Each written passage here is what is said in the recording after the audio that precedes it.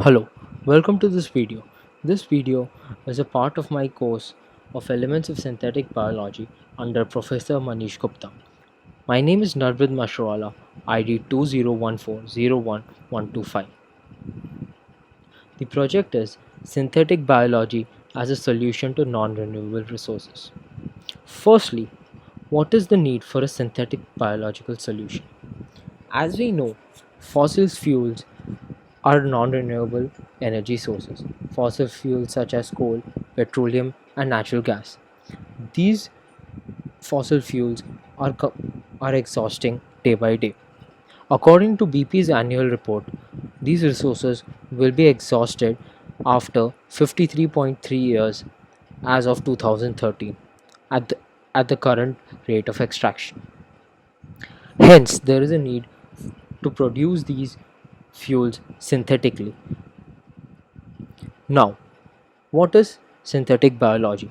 Synthetic biology is the design and construction of new biological parts, devices, and systems. And also, it is the redesign of existing natural biological systems for useful purposes.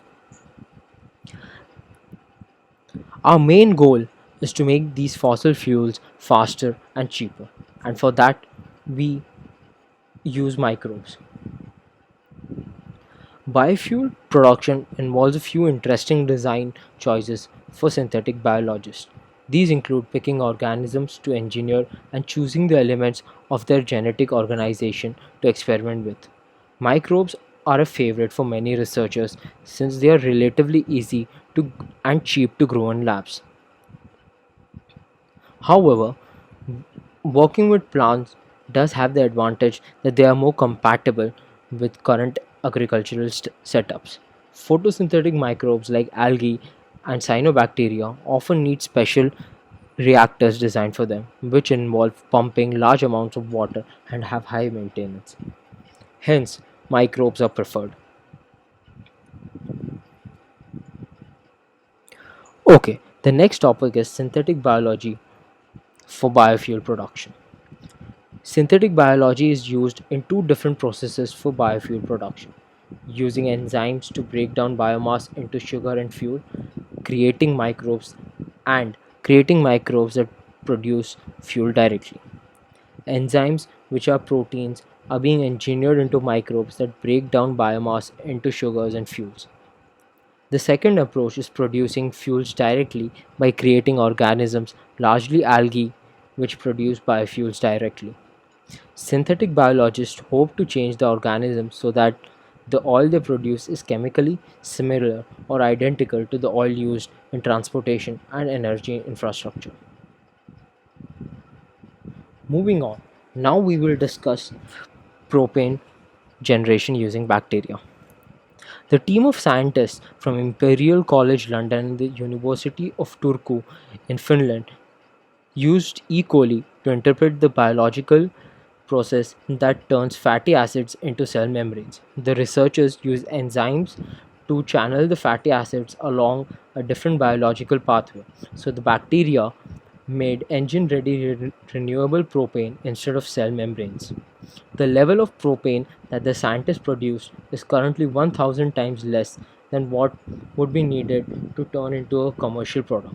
So, they are now working on refining the newly designed synthetic process. In the next 5 to 10 years, we expect to see a commercial product.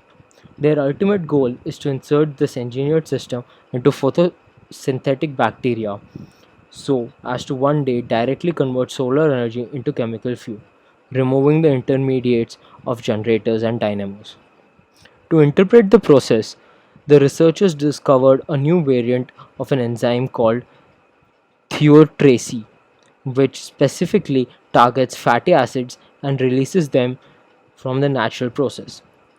They then used a second bacterial enzyme called CAR to convert butyric acid into butyraldehyde.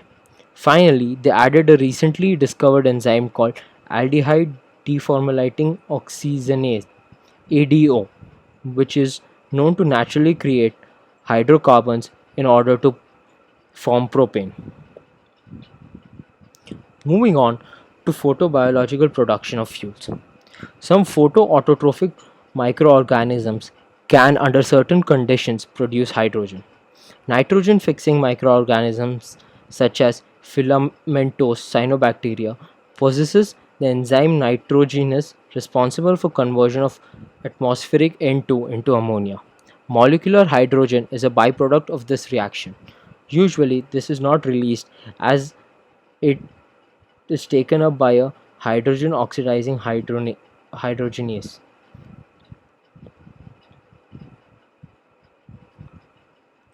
Now, explaining the process, many of these photoautotrophs also have bidirectional hydrogenase, which can produce hydrogen under certain conditions. However, the energy demanding metabolic pathways can compete with the necessary electrons for proton reduction, decreasing the efficiency of the overall process.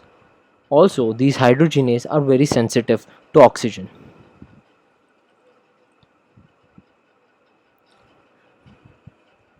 We've covered fossil fuels, but what about the other renewable resources like metals? Coming on to them now. For example, magnetotactic bacteria create ferromagnetic nanoparticles containing magnite inside their bodies, allowing them to orient themselves using the geomagnetic field, thus optimizing their navigation towards food. The group of famous researcher Dr. Sang Yup Lee recently reported the intercellular formation of several types of magnetic nanoparticles in E. coli, including semiconducting, alky, earth, and magnetic metal nanoparticles.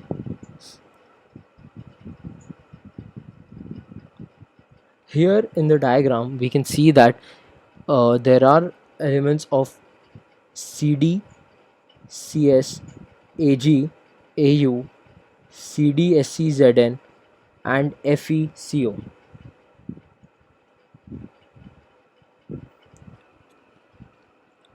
Okay, moving on. Isopropene is the chemical used for making synthetic rubber.